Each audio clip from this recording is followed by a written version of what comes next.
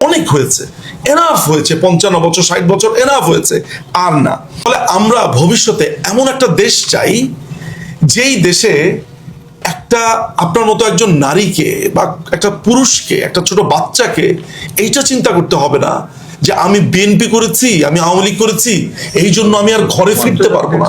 কাউকে যেন দেশের বাইরে আর কখনো অ্যাসাইলাম নিতে না হয় যে আমি বিএনপি করেছি বলে আমি আর দেশে ফিরতে পারবো না, আমি আওয়ামী লীগ করেছি। এই কালচার, আমরা তো ধরেন দেশ বিদেশে পড়াশোনা করেছি, যদি আল্লাহ কখনো সুযোগ দেয়, যদি কোনোদিন সুযোগ পাই, এই কালচারটাকে আমরা শেষ করে দিতে চাই। এটা আমাদের জন্য সবচাইতে বেশি গুরুত্বপূর্ণ, সেটা হচ্ছে সেলিমা আপা যে ডিপ্লোম্যাটিক রিলেশনগুলো আমাদের বিল্ড আপ করা, সেটার জন্য অস্ট্রেলিয়া তো একটা বড় একটা হাব। এখানে আপনারা আসলে ঠিক কতটুকু করতে পারলেন সেটাও কিন্তু আসলে কাউন্ট হবে আমাদের ফাইনাল জায়গাটাতে, যেটাতে আমরা ইউরোপ আমেরিকা থেকে করার চেষ্টা করেছি। এবার আমার একটা লক্ষ্য ছিল যে এইখানে আসার পরে এই বিষয়টা নিয়ে কথা বলা। ইতিমধ্যে আমরা কথা বলেছি নিজেদের ভেতরে। আমি এটাও বলতে পারি যে আমি চেষ্টা করব যে এই কমিউনিকেশনটা যাতে বিটুইন আমাদের মধ্যে থাকে, আমরা কার কাছে যেতে পারি, কিভাবে যেতে পারি। মিল্টন ভাইরা এর মধ্যে করেছেন, শামীম ভাইরা করেছেন, সিরাজ ভাই, ওনারা মানে ইতিমধ্যে তো অনেকগুলো কাজ হয়েছে। আমরা গোছানো কিভাবে করতে পারি এটা আমাদের জন্য খুবই জরুরি, এটা নিশ্চিত। এটা আর ইউএসএ ইনফ্লুয়েন্স যেটা আছে, আমি আসলে এই ছোট্ট পরিসরে এটা বলতে গেলে আপনারা কনফিউজ হয়ে যাবেন। আপনারা চোখে যা দেখছেন ব্যাপারটা অমন না। এই যে ঘটনাটা ঘটবে, এগুলোর রিপোর্ট, এগুলো নিয়ে আলোচনা নানানভাবে নানান সময় হয়েছে। মাননীয় প্রধানমন্ত্রী কে আপনারা এখন দেখছেন যে তিনি একটা নিরাপদ স্থানে তাকে সরিয়ে নেওয়া হয়েছে, সশস্ত্র বাহিনী তাকে এক দেশ থেকে আরেক দেশের নিরাপত্তার জন্য সরিয়ে নেওয়া হয়েছে। কিন্তু আপনারা জানেন না যে বিশেষ করে 2017-18 থেকে শুরু করে 24 পর্যন্ত উনাকে সরানোর জন্য কি কি ট্রাই হয়েছে। সো আপনারা শুধুমাত্র 5ই অগাস্ট দেখেছেন, এরকম অনেকগুলো সম্ভাব্য 5ই অগাস্টকে নানানভাবে ফয়েল করা হয়েছে। সেই গল্প নিশ্চয়ই আমরা কখনো না কখনো করবো। আজকে সেটা একটু কঠিন আমার জন্য আলোচনা করা। যে অপরাধ করেছে তাকে বিচার হতেই হবে, যিনি অপরাধ করেন নাই, শুধুমাত্র আমাদের এগেইনস্টে গেছেন, তার বিচার আসলে আমরা কিভাবে করবো। কোনো মানুষ যদি বলে আমি আওয়ামী লীগকে অপছন্দ করি, এটা তো কোনো বিচার্য বিষয় না আসলে, ফাইন। কিন্তু যেই মানুষটা এইটা বলে ভাঙচুর করেছে, আপনার বাড়িতে ঢুকে আগুন দিয়েছে, তার বিচার হতে হবে। সেনাবাহিনীর সংশ্লিষ্টতা তো মাননীয় প্রধানমন্ত্রীকে উৎখাত করার চেষ্টা করেছে 2012 সালে জিয়াউল হক। এই জিয়াউল হক 30শে ডিসেম্বর 2024 সালে আদালতে অ্যাপ্লাই করেছে যে সে সেনাবাহিনীতে আবার যেতে চায়। এদেরকে তুমি জিয়াউল হককে বা সেনাবাহিনীর এদেরকে তুমি খারাপ বলছো? আমি তো নিশ্চিত এটা ওয়াকারুজ্জামান জড়িত আছে। আমি ওর ধর্ম নিয়ে আমার কোনো আপত্তি নেই। আমরা বাংলাদেশে 95% 92% উপরে মুসলমান। এই জিনিসটা আমাদেরকে আলাদা করতে হবে। মুসলমান এবং জঙ্গি দুটো আলাদা আছে। ফলে সেনাবাহিনীতে হিজবুত তাহরির, তারপর কেউ দাঁড়িয়ে রাখা অন্যায় কিছু না, কেউ 5 ওয়াক্ত নামাজ পড়া অন্যায় কিছু না। অন্যায়টা তখন যখন সে মনে করে যে ধর্ম তাকে পারমিট করেছে খুন করে ফেলা, একটা কু করা। ফলে যেটা হয়েছে সেটা হচ্ছে যে সেনাবাহিনীতে এই হিজবুত তাহরির, এই জঙ্গি, এগুলো অনেকদিন ধরে আছে। আমি জানি না যে ভবিষ্যতে আমাদের পলিসি কেমন হবে, ওরকম অবস্থানে আমি নাই। তবে আমি আশা করতে পারি যে সেনাবাহিনীকে ক্লিন আপ করবার, অর্থাৎ এই বিস্ফোরাগুলোকে সরানোর একটা বড় ধরনের সুযোগ রয়েছে, এবং সেটা নিশ্চয়ই বাংলাদেশ আওয়ামী লীগের যারা ডিসিশন মেকার আছে তারা করবেন। আমরা তো অনেক ভুল করতে পারি, কিন্তু যারা 2-3 বার এমপি ছিল, নেত্রী তাদের খুব কাছ থেকে চিনে, তাদের নিয়ে বসে তারা যদি নেত্রী সম্বন্ধে বলে যে শেখ হাসিনার জন্য আজকে এই অবস্থা, আমার কাছে এই কথাটা কেমন যেন মনে হচ্ছে। শুধু আপনার কাছে আমার এটার উত্তর জানার এবং নেত্রী কান পর্যন্ত যাওয়া, তার এমপি কি করে এই টাইপের কথা বলে যে নেত্রীর জন্য আজকে এই অবস্থা। আপা, আমি আপনার প্রশ্নের উত্তরটা বলি। সেটা হলো যে এই ধরনের অনেকগুলো ক্যারেক্টার আছে, সেটা নিয়ে কোনো নাই। দেখেন, বাংলাদেশ আওয়ামী লীগে মোশতাকের মতো ক্যারেক্টার আছে, সেখানে এগুলো তো আমার কাছে একেবারে ডাল ভাতের মতো মনে হয়। এটা যে তিনি জানেন না তাও কিন্তু না। উনাকে আমরা নীলকণ্ঠী পাখি কেন বলি জানেন? কারণ বিষ খেয়ে বিষ হজম করে। কত শয়তান উনার আশেপাশে দিয়ে ঘুরঘুর করে, এই শয়তান এই জিনিসগুলোকে আমাদের থেকে উনি সবচেয়ে বেশি চিনেন। কিন্তু উনার আশেপাশে উনি ঠিকই দেখে, চেনে, মনিটর করে, সময় আসলে আমার ধারণা সামনের বার এই ব্যবস্থা তিনি নেবেন। তারপরও কি তাকে আবার এমপি বানানো হবে? না মানে ওইটা দেখেন এমপি মানে এমপি তো বানানো হওয়া উচিত না। যদি মাননীয় প্রধানমন্ত্রী মনে করেন যে একে আমার পার্টিকুলার এই কাজে লাগানো লাগবে, বা যদি দলের কাউন্সিল প্রেসিডেন্ট সদস্য ওইভাবে মনে করেন, হতে পারে। কিন্তু আমার কাছে মনে হয় যে মাননীয় প্রধানমন্ত্রী কখনো এই মানুষগুলোকে আর সুযোগ দিবেন এমনটা আমার মনে হয় না। আসলে আমি রাজনৈতিকভাবে কোনোভাবে ইনভলভ না। আমার আব্বু একজন সাধারণ ব্যবসায়ী, তো যেহেতু ব্যবসা করে, তো সেই স্বার্থে হয়তো বা যখন বিএনপি ছিল, বিএনপির মানুষদের সাথে তার ভালো সখ্যতা ছিল, যখন আওয়ামী লীগ ছিল সে আসলে নিউট্রাল।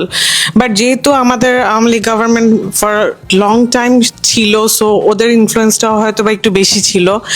বাট সে কোনো পলিটিক্যাল পজিশন হোল্ড করে নাই কখনো।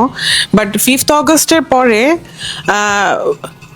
মানে পলিটিক্যাল পজিশন হোল্ড না করার পরেও আমার বাবা এখনো পর্যন্ত ওই যে 5ই অগস্টে বাসা থেকে বের হইছে, এখনো পর্যন্ত বাসা ব্যাক করতে পারে নাই। বাট এখনো সে মানে এই যে লুকায় লুকায় লুকায় লুকায় কখনো এখানে কখনো ওইখানে, ওয়ারেজ আমি আমার বাবা আমার বড় মেয়ে এবং আমার ভাই যিনি ও ফিজিক্যালি ডিসেবল, মানে ও চলাফেরা করতে পারে না, আমার বোনও ছোট। এই ক্ষেত্রে আমাদের কি এরকম কোনো আমি হোপ করতে পারি দূরে থেকে যে আমাদের আওয়ামী লীগ গভর্নমেন্ট বা সরি আওয়ামী লীগ আমাদের যে মানে ওরা কোনো লাইক প্রোডাক্টিভ বা কোনো এমন কোনো স্টেপ নিচ্ছে যে আমি ফিউচারে চিন্তা করতে পারবো? অলরেডি 20 মাস তো হয়ে গেল।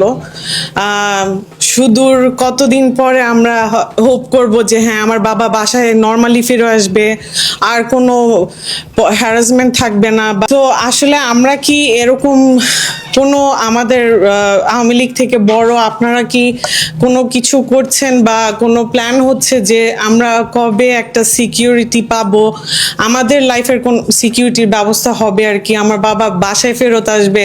প্রথম প্রশ্ন হচ্ছে এই, আমরা আপনার এবং বিভিন্ন ভিডিওর মাধ্যমে জানতে পেরেছি আমাদের নেত্রী আমেরিকার রক্তচক্ষুকে উপেক্ষা করে অনেক কিছু বলতেন, ইভেন পার্লামেন্টে উনি অনেক ধরনের কথা বলেছেন।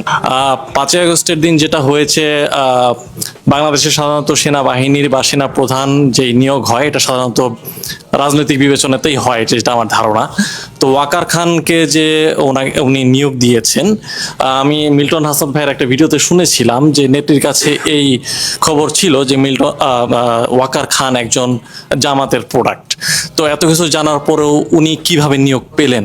এখানে অনেকেই কোরা আওয়ামী লীগ, আমার পরিবার কোরা আওয়ামী লীগ, কিন্তু এখনো কিছু কিছু লোক আছে, কিছু কিছু নেই, পরিমাণটা অনেক বড় আমার মতো। আমাদের মতো দুইটা, বঙ্গবন্ধুকে ভালোবাসি জীবনের বেশি, নাম্বার 2 জামাত পেটাও, আর কোনো কথা নাই। এক্ষেত্রে আমাদেরকে যে এই দুটা কাজ করতে সাপোর্ট দিবে আমরা তার সাথেই, এবং এটা শুধু আমি একা না, আমার মতো লক্ষ লক্ষ লোক আছে, এবং আমার সারাউন্ডিংস, আমার ফ্রেন্ড সার্কেল প্রায় অনেকে এরকম। তো সেই ক্ষেত্রে কাকে সাপোর্ট করি সেটা তো আসলে সরাসরি তো সম্পৃক্ত হই নাই, কিন্তু আমরা এই দুটা জিনিস নিয়ে চলি সব সময়। তো জিনিসটা হলো একটা সরকার যখন 17 বছর ক্ষমতায় থাকে তার সব কাজ কিন্তু আপনার ভাল লাগবে না সব সময়, ফেরেশতা নিয়ে আসলেও হবে না, এক দুটা কাজ আপনার খারাপ লাগতেই পারে, সেটা নিয়ে আপনি সমালোচনা করতেই পারেন বিবেকের দায় থেকে, রাইট? তো সেটা আমিও করেছি, আমার সাথে যারা যারা এরকম অনেকেই করেছে। তো সেই ক্ষেত্রে খুব একটা দোষের কিছু সেটা হওয়ার কথা না। তো আমার ব্যক্তিগত প্রশ্নটা হলো, ভাই আমার ব্লক মারলেন কেন বলেন তো? এত সময় থাকতে এত দিন চলে গেল, 17 বছর, জামাতকে কেন আগস্টের 1 তারিখে নিষিদ্ধ করতে হবে? ওয়াই? একটা সরকারের তো এই ব্যাপারে আগে থেকেই জানা থাকা উচিত, বোঝা উচিত যে কি হচ্ছে দেশে। ইন্টেলিজেন্স আছে, স্পাই আছে, তার কি এই বিষয়টা নিয়ে জানে না? ধন্যবাদ। ওয়াকারুজ্জামানের নিয়োগটাকে আপনারা যেভাবে মনে করেন বা ভাবেন যে ওয়াকারুজ্জামান মনে হয় যে উনার আত্মীয়, এটা এই কথাটা খুবই বেশি প্রচলিত আছে।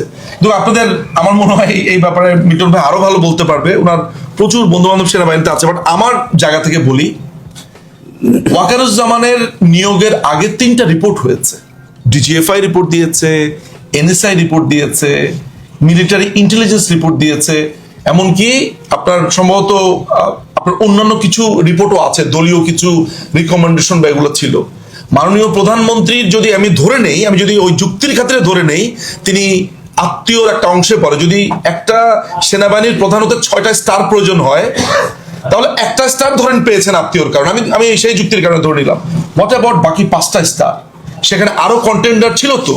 তাহলে আমাদেরকে প্রশ্ন করতে হবে যে এই গোয়েন্দা সংস্থাগুলো ওই রিপোর্টটা দিয়েছেন ঠিক কিসের বেসিসে? আমার সুযোগ হয়েছিল, আমি প্রত্যেকটা গোয়েন্দা সংস্থার প্রধানের সাক্ষাৎকার আমি নিয়েছি আমার নিজের একটা বইয়ের কারণে।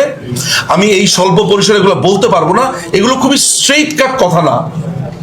ধরেন আমি একটা উদাহরণ দিই, একটা রিপোর্ট হয়েছে ওয়াকারুজ্জামানের পক্ষে, কারণ তার যেই প্রতিযোগী তাকে যদি সেনাবাহিনীর প্রধান বানানো হয়, ওই গোয়েন্দা বাহিনী মনে করেছে সেনাবাহিনীতে একটা কু হতে পারে, কারণ উনি অনেক বদরাগী। অথচ একজন সেনাবাহিনীর প্রধান হওয়ার জন্য ওইটা কি আসলে সঠিক মাপকাঠি ছিল যে উনি বদরাগী, এই জন্য উনার বিরুদ্ধে রিপোর্ট দিচ্ছি? আমি কি বোঝাতে পারলাম কথাটা? তার মানে হচ্ছে যে এইসব তদন্ত হতে হবে যে এই যে ওয়াকারের ব্যাপারে রিপোর্টটা দেওয়া হয়েছে, যারা দিয়েছে কেন দিয়েছে, কি কারণে দিয়েছে, এই ব্যাপারগুলো অনেক, এগুলো হোয়াইট অ্যান্ড ব্ল্যাক না পুরোপুরি, এখানে প্রচুর গ্রে এরিয়া আছে। এটার অ্যান্সার আমি আপনাকে আসলে যেভাবে দিতে পারি সেটা হলো যে আপনার বাবা তো কোনো পলিটিক্স করেন নাই বা করতেন না, পারসেপশনের উপর বেস করে আপনার বাবা আজকে ঘরে ফিরতে পারছেন না, তাই না? আই ডোন্ট, আমি আসলে এই পুরাতন রাজনীতি কিভাবে হয়েছে না হয়েছে আমি ওই আলোচনাটাতে এখন আর যাব না। দুটো কথা আমি আপনাকে বলতে পারি, একটা হচ্ছে যে আমরা ক্ষমতায় যাব, আমরা ইনশাল্লাহ ক্ষমতায় যাব, এবং এই দেশটা আসলে আমাদের বাপ চাচাদের স্বাধীন করা দেশ। আপনি এখন যা দেখতে পাচ্ছেন এইটা বলা যেতে পারে যে একটা বাঘ যখন ক্লান্ত হয় তখন চামচিকারা তার সামনে দিয়ে গেলে ওই চামচিকাদের রাজত্ব সেটা না। এই ব্যাপারটাকে আপনি লিটারেলি নেন যে এই দেশকে আমরা একটা দীর্ঘদিন আমরা এই দেশের মানুষদেরকে দেখে রেখেছি এবং রাখবো। এটা শুধু আমার বিশ্বাস না, আমি জানি, আমি মেকানিজমটা জানি আসলে, সেই কারণেই বলছি। ফলে আপনি আজকে যেই ভয়ঙ্কর একটা দুঃসময় পার করছেন, নানক ভাই, নাসিম ভাই, বড় বড় যারা আমাদের নেতারা রয়েছেন, তারা ধরেন একটু একটা অফই আছে, চুপই আছে, ওনারা তো ভেতরে সংগঠনের কাজ করছেন। আমরা তো ধরেন 3rd 4th 5th লেয়ারের মানুষগুলোর সামনে চলে এসেছি, কথা বলছি। এইভাবে তো একটা সংগঠন কাজ করে। আমাকে আপনি আইসোলেশনে দেখছেন কেন? আপনি যদি একটা টিম ধরেন তাহলে আপনিও সেই টিমের অংশ। আপনি বলেন, মাহমুদ ভাই আপনাকে আমি ব্লক করিনি, আমার যে এইটা আমি শিওর যে আমি যাদেরকে লাল রঙের প্রোফাইল পিকচার পেয়েছি আমি আনফ্রেন্ড করেছি বটে, বা আমার ওই অ্যাকাউন্টটা সাসপেন্ড হয়ে গেছে, ফলে আমি একটা নতুন প্রোফাইল খুলেছি। এই জন্য অনেকেই মনে করে আমি তাদেরকে ব্লক করেছি, উইচ ইজ নট কারেক্ট। কেমন যে আমি গণহারে বলতে পারি না সব মাদ্রাসা ভাঙা ফালাবো, পিটাপ, এইভাবে একটা পলিটিক্যাল পার্টি। আমরা গণশত্রু না। এই রাষ্ট্রে আমি যেমন একজন নাস্তিক যিনি ধর্ম বিশ্বাস করেন না তাকেও যেমন আমি প্রোটেক্ট করব, আমি একজন আলেমকেও প্রোটেক্ট করব, আমি একজন যিনি এলজিবিটি, এটা হচ্ছে আমার কথা, যার সেক্সুয়াল ওরিয়েন্টেশন আমার মতো না, আমি তাকেও প্রোটেক্ট করব ল অনুযায়ী, রাষ্ট্রের ল অনুযায়ী। মাথায় রাখবেন, রাষ্ট্রের ল যদি এটা তার পক্ষে না থাকে তাহলে তাকে কনসিকুয়েন্স ফেস করতে হবে। এই দেশে একটা গৃহযুদ্ধ বাঁধবে। আমার একটা দল হিসেবে আমি সবাইকে প্রমোট করব, কিন্তু সেখানে জঙ্গিবাদকে আশ্রয় দেওয়া যাবে না, প্রশ্রয় দেওয়া যাবে না। আমাদেরকে এই জায়গা থেকে সরে আসতে হবে। দাঁড়িয়ে থাকা মানে জঙ্গি, টুপি, এই কালচারটা আমাদের উপরে আছে যে আমরা মনে হয় আমরা সবসময় এগুলো বলি। এই রাষ্ট্রটা হবে একটা ডাইভার্সিটি। এই যে আমরা এখানে আছি এই অস্ট্রেলিয়াতে, কত টাইপের মানুষ, জিউস আছে এখানে, নাস্তিক আছে, অজ্ঞেয়বাদী আছে, এলজিবিটি, গে আছে, লেসবিয়ান আছে, সবাই থাকছে না এখানে? কিভাবে থাকছে? সো আমরা একটা টলারেন্ট সোসাইটি করতে চাই যেখানে সবাই থাকবে, সবার মতামত থাকবে, কিন্তু শান্তিপূর্ণভাবে যে যার মতো কথা বলতে পারবে।